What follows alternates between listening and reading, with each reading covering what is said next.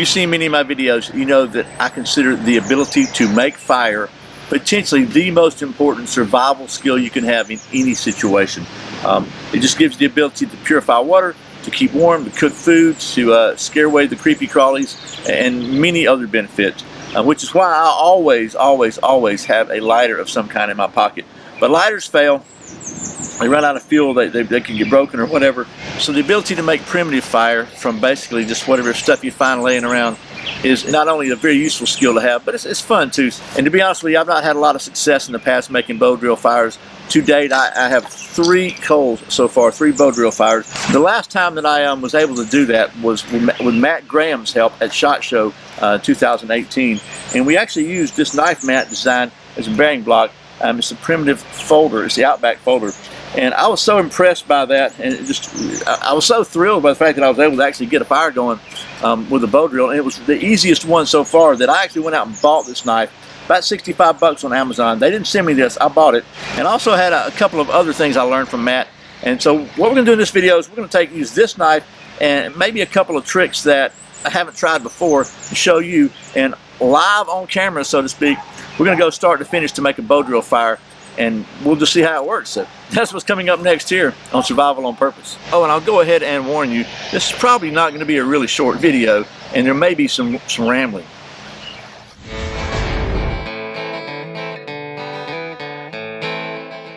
Welcome back to Survival on Purpose, your home for information and gear reviews related to camping, survival, and general preparedness for regular folks. My name's Brian, thanks for joining me. So, as I said in that rambling introduction, I've not had a lot of success making Bowdrill fires, and I always carry a lighter. I think I always carry a lighter. If I'm in the woods, I always carry a lighter and at least a ferro rod, at least 2 different sources of ignition. So I often got a magnifying glass with me.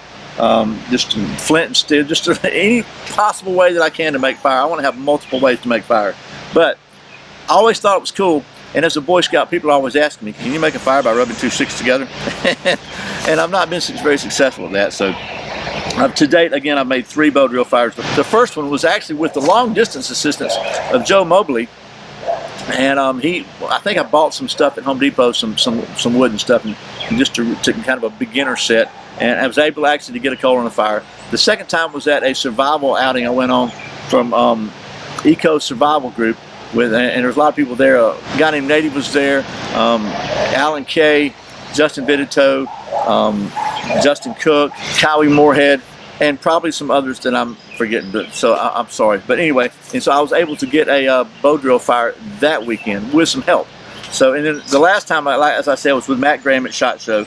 And that was the easiest one, and I'm not really sure why. There's a couple reasons I think why, but again, every time I've had some help from somebody. So this time we're going to try this one solo on camera for you, and so maybe we'll get it together. So let me show you what I got here. First of all, as I said, I bought the Outback primitive folder from Condor, and we're going to take a quick look at this. This will be sort of a mini review, but mostly I want to get the fire going. I've also got Matt's knife here, the primitive bush knife, and we might use it a little bit to split something out. And then I've also got down here, I got some grass for a small tinder bundle. We're going to try to make a tinder bundle bird's nest. I've got a piece of cedar that I'm going to probably use this curved part here, or this part here for my for the bow. A piece of poplar here that I'd split out with a batoning knife, or maybe a little piece of cedar here. And then this is going to be kind of like my secret weapon. This is a piece of, I don't know what it is. One of those weeds that grows on the side of the road that turns into like kind of woody with a pithy center. And I broke this off about a week ago. It's been in my truck. And I want to try this instead of using a traditional wooden spindle like you carve out. We're going to try this and see how this works. So I think what Matt had was a yucca shaft that really worked really well for me. And so I thought maybe something a little bit softer might help. We're going to try it and see how it works. So without much further ado, let me take you down to the old stump top here. We're going to split out, cut out this piece of this. I think I'm going to use this curved one right here to chop this out to make the bow. And I'll show you a little bit about the knife and split this out a hearth board, and we'll get to it. Okay, so just move some of this stuff out of the way here. I'm going to take my grass that I got, just some dried grass to make a tinder bundle. It's not the greatest tinder bundle material, but I wanted something that'll work on camera. So I'm going to set it out of the way over there. We'll set this out of the way for a minute, and we'll set this out of the way for a minute. It's a good idea to keep your Bowdrill stuff dry. I'm going to take the primitive bush knife. I'm just going to chop and move this for a second. Let's try to chop this off here a little bit and get our where we can have a bow handle.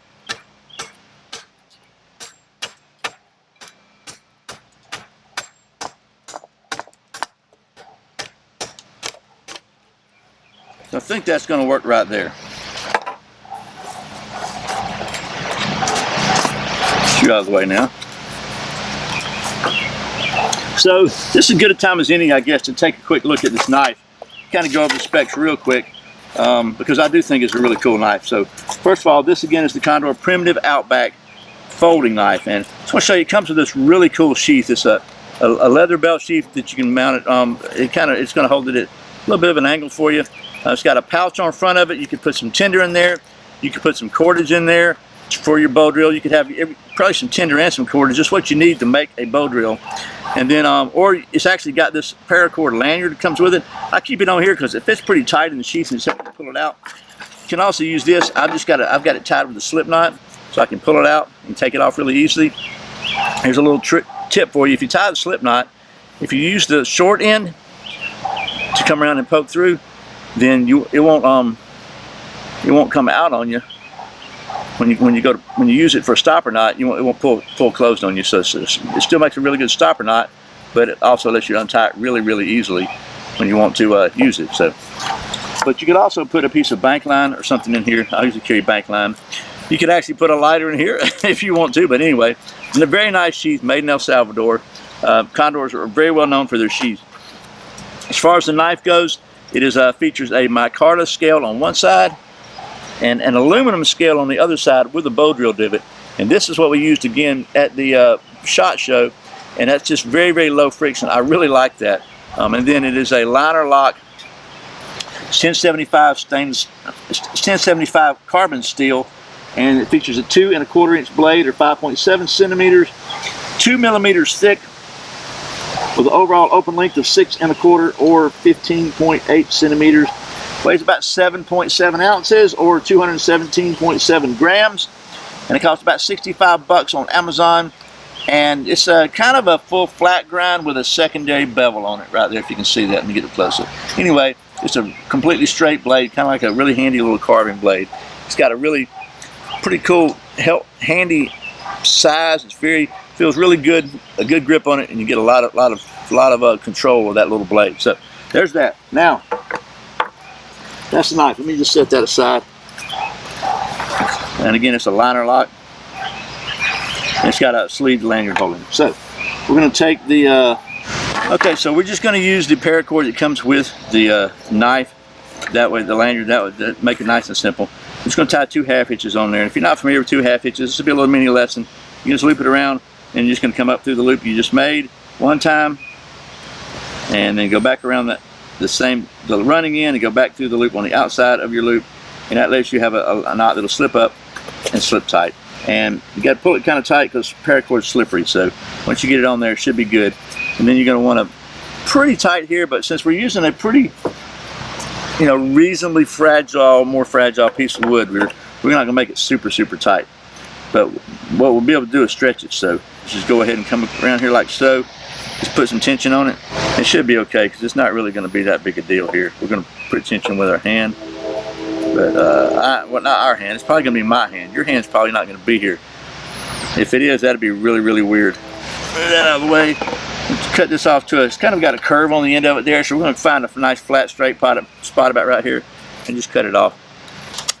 Man, it should work pretty good because it's pretty stinking hard and dry. I'm hoping it's going to work anyway. This would be great if it does because I'll be so happy.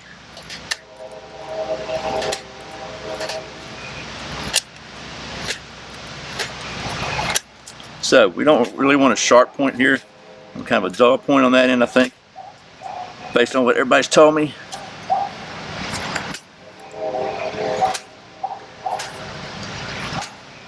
Kind of round that off a little bit. Now I think it was Joe Flowers' set when I made the Bowdrill at SHOT Show. You see it's got just a little bit of a pithy center in the middle there, if you can see that focus there. By the way, this is a Matt Graham design knife. We don't want to make it too long. I don't want to make it too long, so you're going to put downward pressure on it with the knife, so we're going to make it about like this long. Just cut around it.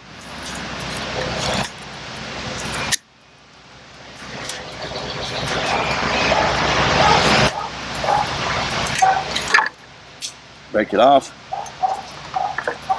And then kind of smooth that off to minimize the friction at the top. Okay, so there's that. That's done. Now we need a hearth board.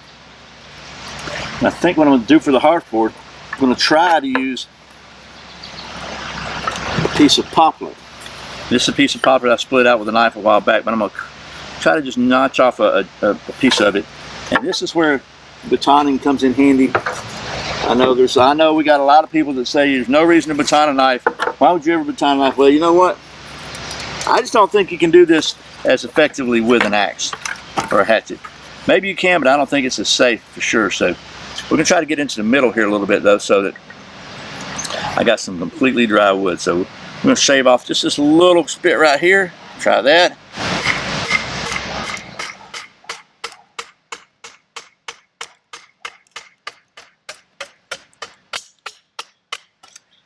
Okay, so there's that. You really want a piece about a 1/2 inch thick, so what I'm going to do is go ahead and try to make this about right here, about a 1/2 inch thick, somewhere in that ballpark. See what happens. So I have to come from the other end. You see we got kind of a wedge thing going on here. I'm going to come from this other end. Try to do the same thing, see if I can get that out there somewhere where it'll work out.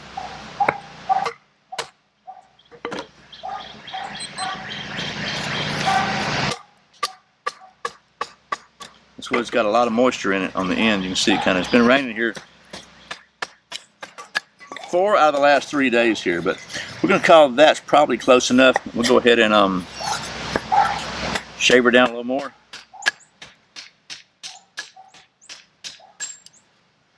Like so. Like so. Okay, so we got that. Let's move this out of the way. I think I'm going to leave these on here right now just so you can see it better. Get this out of the way. So next step is going to be to make a get started for your hole. I'm going to use the big knife here because it's got a point on it just for that, and kind of with that in mind, and you can pull back about a 1/2 inch or so from the edge, I guess.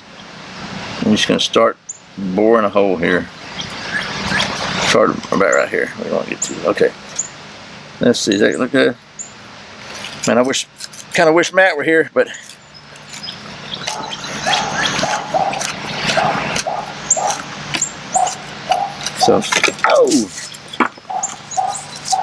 so we got a good start there. Now it's time to rock and roll. Okay, so it may not be much more camera adjustment because if I get this thing going, I want it to burn. And I can't do that fiddling around with the camera, so we're going to put the foot right here, close by, really close.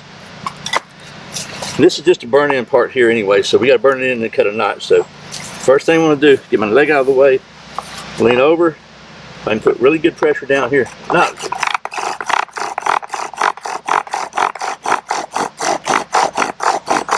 see the smoke coming? Oh, starting to burn in a little bit more. I think we're going to get it. I think this is going to be a winner here. Let's see. One more time.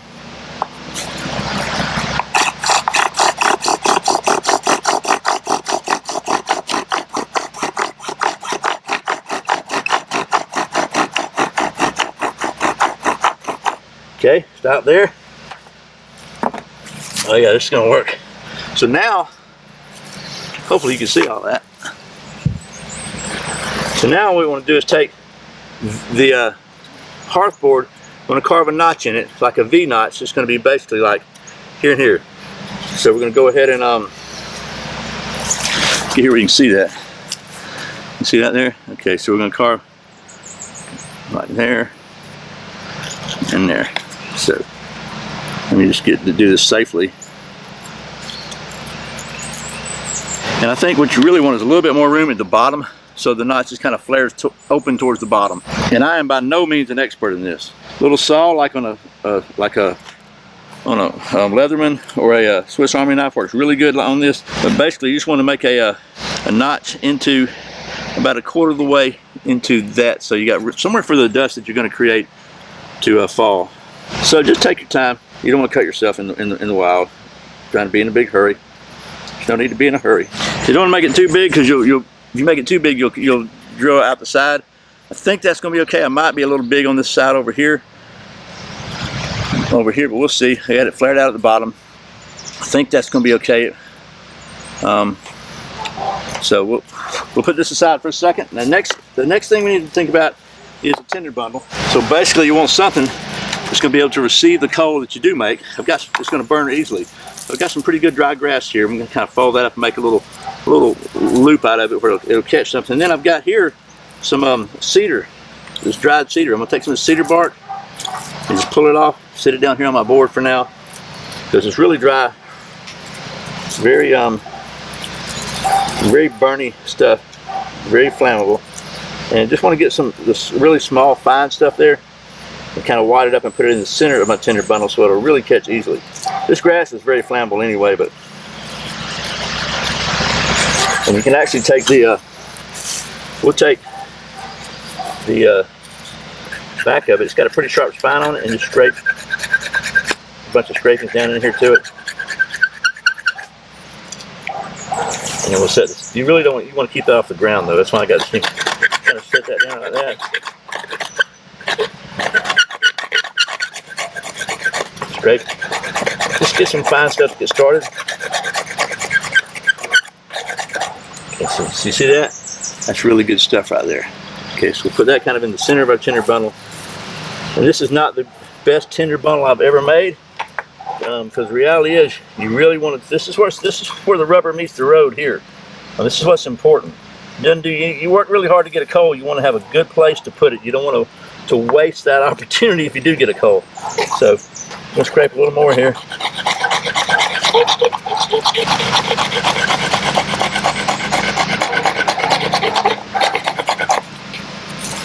Get all that up.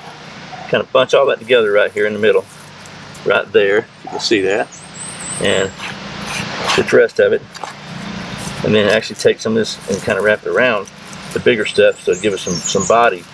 And then again, not the greatest tinder bundle in the world, but I think it's going to work. We're going to set this aside now. We're going to put it on top of this so it doesn't get down. Just set it to the side where it's nice and handy, right over there. Now, one other thing you want to do is you want something to catch your coal. You don't want your coal just to fall out on here. You need a little leaf or something that's going to be reasonably stable. A piece of bark usually works pretty good. This pine bark might work okay. So we'll put that right underneath here. Is this where we want to be for the camera? Okay. Put our board there, our hearth board there. Let me close the knife up so we don't have a problem there. Now here we go. This is the moment of truth. So I'm going to put the spindle in here, put my foot up here like so, get her mighty close, about right here like so. We want to just I don't want a whole lot of lever between my support. Well, I guess I'm going to need that knife, aren't I? Okay, I'm so excited. I think this is going to work. I'm very optimistic today. So we got that, got our knife like so, bearing block like so. Get my foot a little bit out of the way like so. Now let's do it.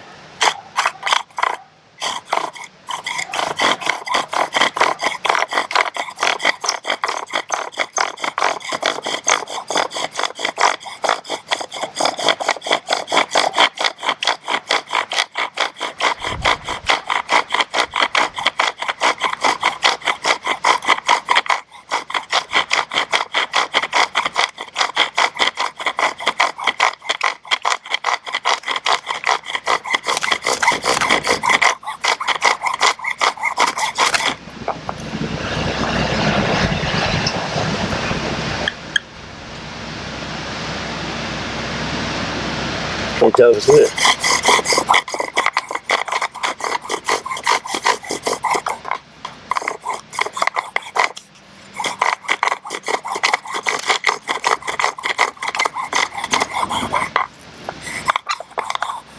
It's not lit.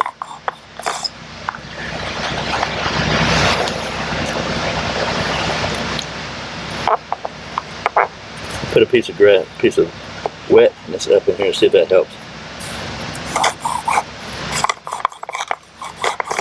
I'm about through my hearthboard, I think. Let's see.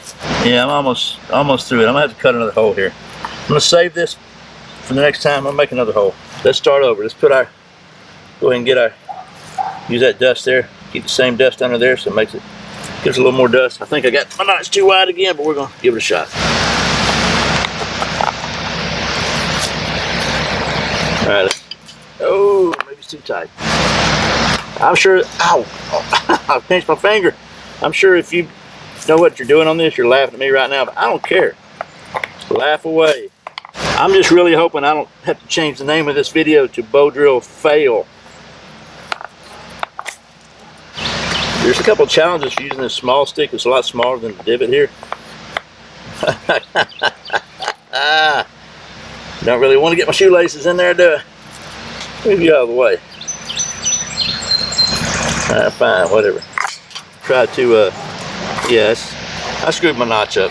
Oh my goodness. Let's give it another shot. I hope I didn't get my notch too big again this time. That would really piss me off.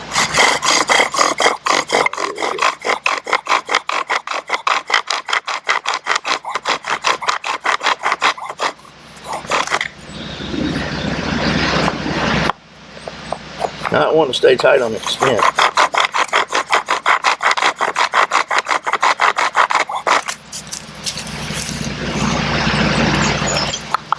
Loosen it up. Yeah, that's what it is. It's popping out. Popping out of my notch. One more time, we're gonna make a narrower notch. Broke my bow. Okay, got myself a new bow with some bank line on it. This is from a piece of oak that actually blew down in a storm, so I didn't kill a living tree. But anyway, we're gonna give it another shot with a different. I'm thinking maybe the Paracord is just not quite. It's a little too slippery for this particular spindle. Maybe not a big fan of Paracord for doing this anyway. So let's get us a fresh tip on this thing. And we're going to see how she goes. I think this is going to work this time. I'm ever the optimist, aren't I? So let's just see. It's pretty tight. I might need to loosen that up a little bit. It's got a little spring in it, so it should be okay. That's my goal. Anyway, that's my goal. Should be okay. Let's just see how well she works now. So far, so good.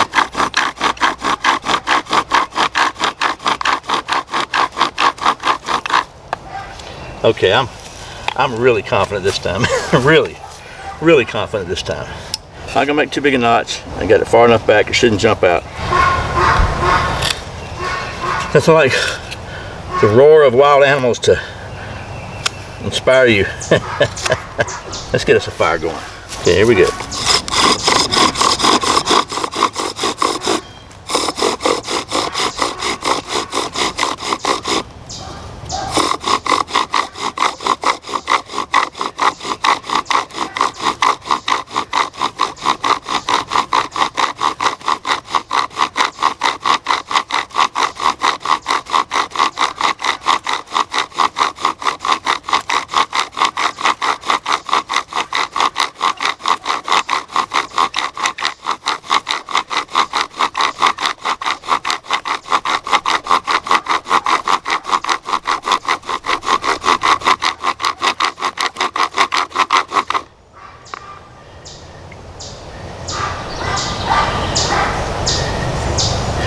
Nope.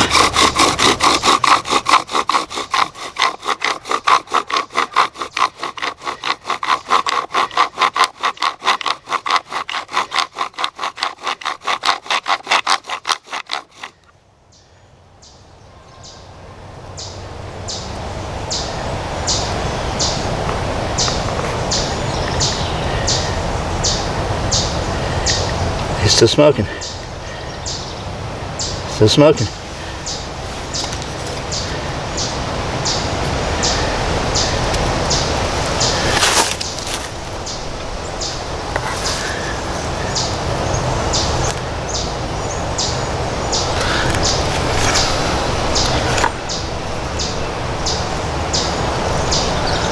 Nope. Burned all the way through. Still on fire. Attempt number 5. Nothing. Alright, we're going to try something different. I whipped up a really quick little spindle here out of the rest of the piece of this poplar. There's the latest attempt, the latest knots. I did my best to make this look just like the ones in the books.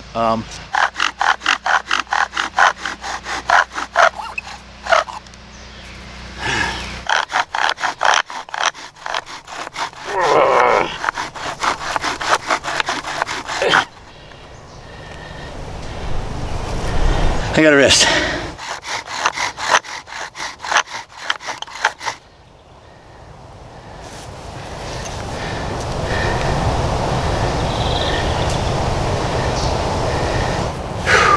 So, here's what.